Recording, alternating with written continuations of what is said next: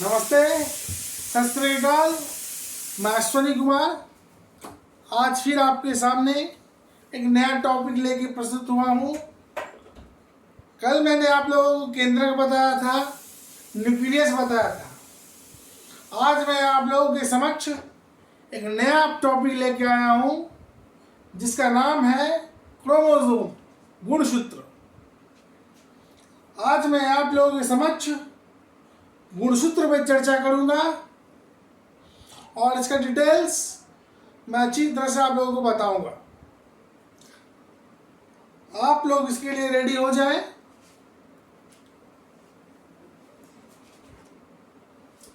गुणसूत्र, क्रोमोसोम क्या है?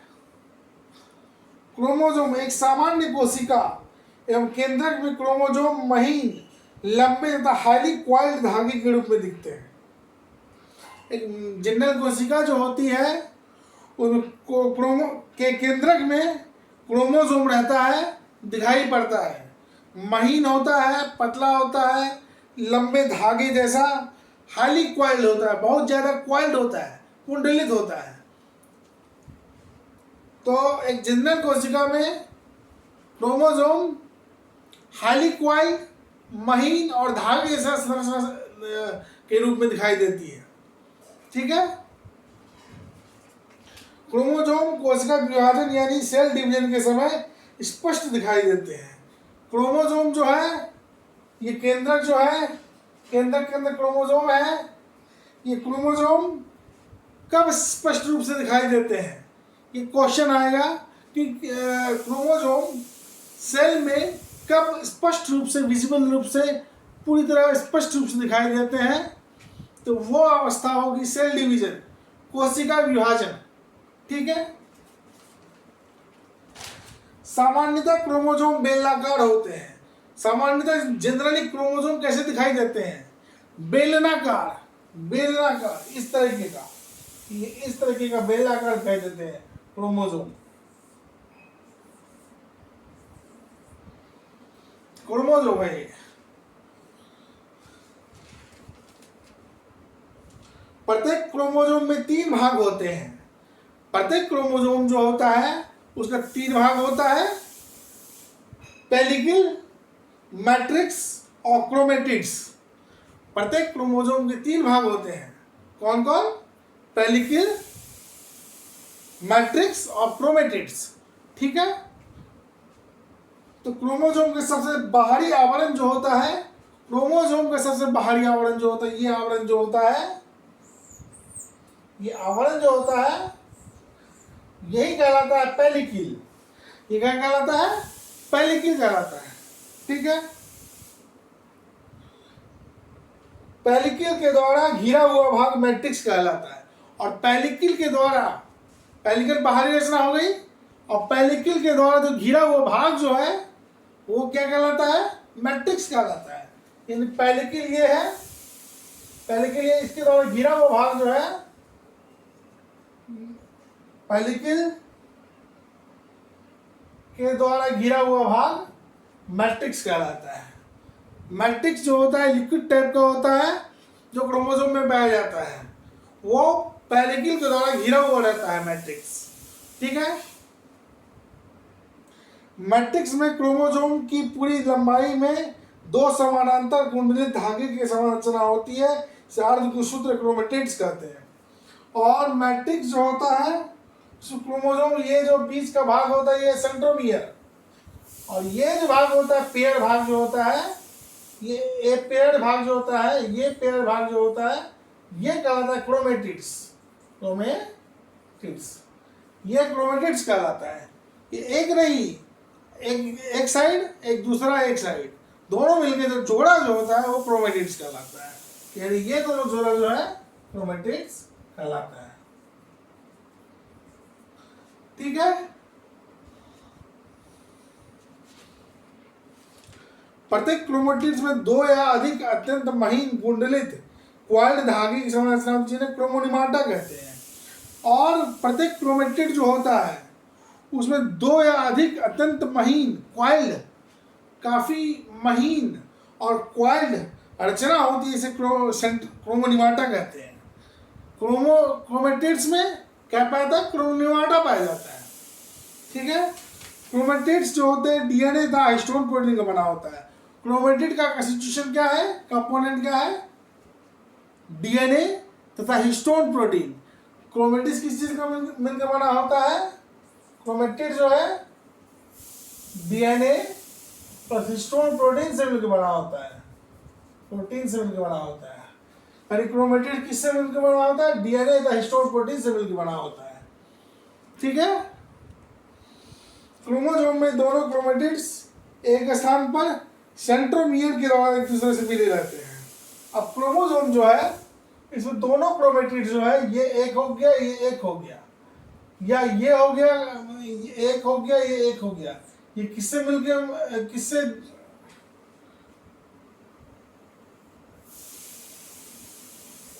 यहां पर मिला हुआ रहता है ये सेंट्रोमियर से। क्रोमेटिड्स एक दूसरे से सेंट्रोमियर से जुड़ के मिले हुए रहते हैं। यानी क्रोमोसोम में दोनों क्रोमेटिड एक स्थान पर सेंट्रोमियर के द्वारा एक दूसरे से मिले रहते हैं। ठीक है, ये देखिए सेंट्रोमियर है और ये क्रोमेटिड्स है।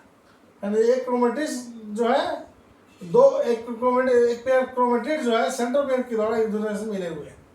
ठीक है, सेंट्रोमियर एक महत्वपूर्ण रचना है जो क्रोमोसोम का आकार निश्चित करता है।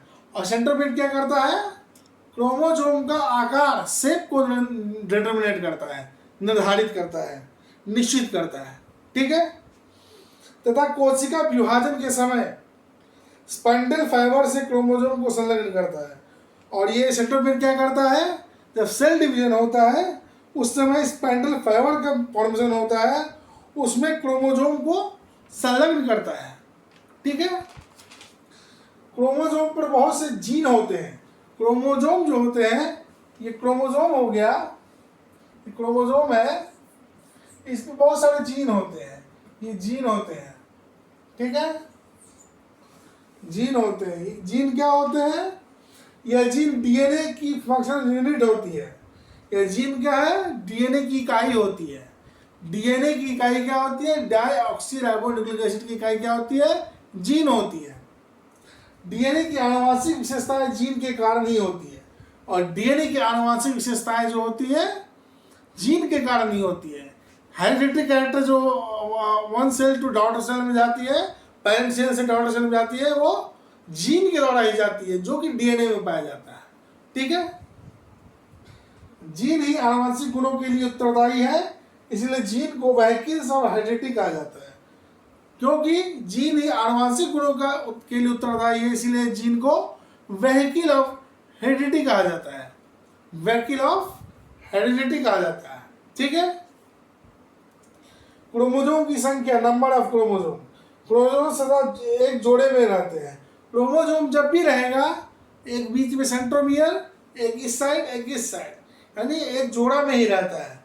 क्रोमोसोम जब भी रहेगा एक जोड़ा में ही रहेगा, उससे ना कम रहेगा, ज़्यादा हो सकता है तो उससे कम नहीं रहेगा। एक जोड़ा में ही कोई भी क्रोमोसोम एक जगह जब भी रहेगा वो एक जोड़ा में ही रहेगा। ठीक है, एक जोड़े के दोनों क्रोमोसोम एक दूसरे के समान होते हैं, इसलिए ये दोनों होमोलोगस क्रोमोसोम कहलाते हैं। ऐसी कोशिका क्रोमोसोम द्विगुणित कहलाते हैं। और ये एक जोड़े जो क्रोमोसोम जो है एक दूसरे के समान होते हैं, इसीलिए होमोलोगस क्रोमोसोम कहलाते हैं। ये जो है, एक इधर हो गया क्रोमोसोम, ये इधर हो गया क्रोमोसोम, ये एक दूसरे के समान है, इसी कारण ये होमोलोगस क्रोमोसोम कहलाते हैं।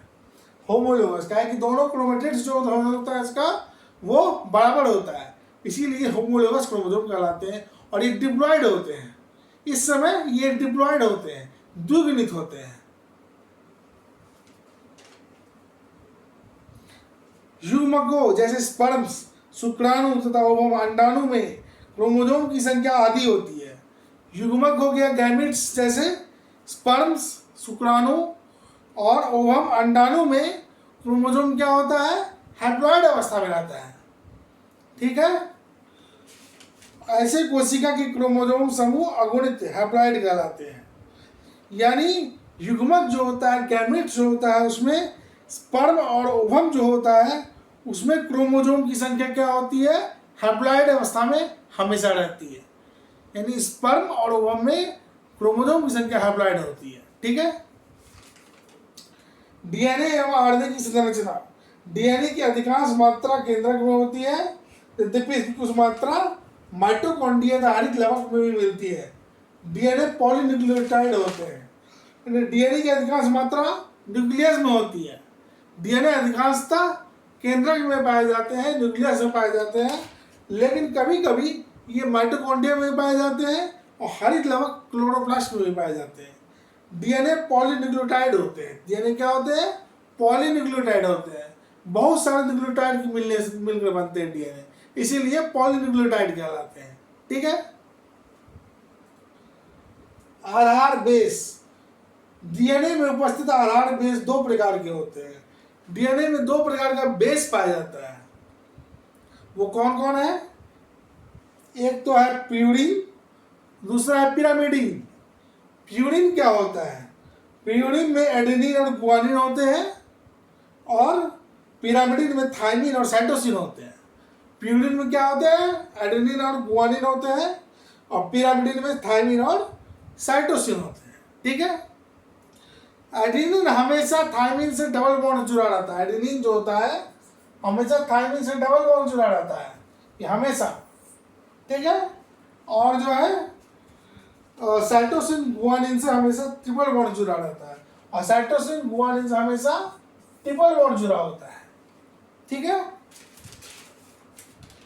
डीएनए का आकार, 1953 में वाटसन तथा क्रिक ने डीएनए का डबल हेलिक्स मॉडल बताया। इस काम के लिए उन्हें 1962 में नोबेल पुरस्कार मिला। 1953 में वाटसन और क्रिक ने क्या किया, डीएनए के डबल हेलिक्स मॉडल का खोज किया, जिस काम के लिए उन्हें 1962 ईस्वी में नोबेल पुरस्कार से सम्मानित किया गया। वाटसन और क्रिक को उन्होंने क्या किया, double helix model of DNA को का खोज किया, जिसके कारण इन्हें 1962 में नोबेल पुरस्कार से नवाजा गया। ठीक है। आरएनए का निर्माण ट्रांसक्रिप्शन कहलाता है। जब आरएनए का निर्माण होता है, that is called process, that process is called transcription. DNA से ही आरएनए संश्लेषण होता है। आरएनए कहाँ से बनता है, डीएनए से ही बनता है। आरएनए किसी से बनता है, हमेशा डीएनए से ही आरएनए का संश्लेषण होता है। आरएनए 3 प्रकार के होते हैं। आरएनए कितने प्रकार के होते हैं, 3 प्रकार के होते हैं। RNA ribosomal RNA, tRNA transfer RNA और एमआरएनए मैसेंजर आरएनए। तो आरएनए क्या प्रकार के होते हैं, 3 प्रकार के होते हैं। आरएनए, ठीक है, उसके बाद टीआरएनए और उसके बाद एमआरएनए। 3 प्रकार के होते हैं आरएनए। ठीक है। इनके फंक्शन भी कुछ होते हैं, इसे मैं बाद में बताऊंगा। आप लोगों को टाइम मिलेगा तो मैं आप लोगों को इस पर डिटेल से बताऊंगा कि आरएनए, टीआरएनए और एमआरएनए का फंक्शन क्या है, ये क्या करते हैं, ये किस तरीके से काम करते हैं और किस तरह से प्रोटीन सिंथेसिस में मदद करते हैं। ठीक है। डीएनए और आरएनए में मुख्य अंतर क्या है, अब देखिए डीएनए और आरएनए मुख्य अंतर क्या है, यहां पर जानिए। डीएनए हो गया और आरएनए हो गया। एक हो गया डीएनए, यहां पर हो गया डीएनए, यहां हो गया आरएनए। ठीक है। तो डीएनए जो होता है उसमें डीऑक्सीराइबोज शर्करा होती है। डीएनए में शुगर जो होता है उसको क्या कहते हैं, डीऑक्सीराइबोज। और आरएनए में शुगर होता है, क्या होता है, राइबोज शुगर होता है। ठीक है। डीएनए में क्या होता है, डीऑक्सीराइबोज और आरएनए में होता है राइबोज शुगर। ठीक है।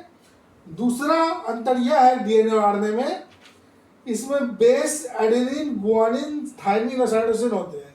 डीएनए में बेस क्या होता है, डीएनए में बेस होता है एडेनिन, गुआनिन, थाइमिन और साइटोसिन होता है। और आरएनए में बेस क्या होता है, आरएनए में बेस होता है एडेनिन, गुआनिन, यूरासिल और साइटोसिन। यानी आरएनए में जो होता है डीएनए की अपेक्षा थाइमिन को हटाकर यूरासिल को ले लिया जाता है। इसीलिए आरएनए में बेस होता है एडेनिन, गुआनिन, यूरासिल और साइटोसिन। ठीक है। अब डीएनए जो होता है वो कहाँ पाया जाता है? मुख्यतः केंद्रक में पाया जाता है। डीएनए मुख्यतः केंद्रक न्यूक्लियस में पाया जाता है, और आरएनए जो है वो मुख्यतः केंद्रक तथा कोशिका द्रव्य दोनों में पाया जाता है। न्यूक्लियस और साइटोप्लाज्म दोनों में पाया जाता है आरएनए, और डीएनए जो है मुख्यतः केंद्रक में पाया जाता है, और आरएनए केंद्रक और कोशिका द्रव्य दोनों में पाया जाता है। ठीक है, आज इतना ही। आज मैं आप लोगों को के समक्ष गुणसूत्र चैप्टर बताया। अब कल मैं आप लोगों को एनिमल सेल और प्लांट सेल के अंदर जो जो ऑर्गेन पाए जाते हैं उनके बारे में बताऊंगा, उनके बारे में पूरा डिटेल बताऊंगा कि उसका फंक्शन क्या है, वो किस आकार के होते हैं, उनका सेल में क्या रोल है। ये सारा चीज़ मैं कल आपको चैप्टर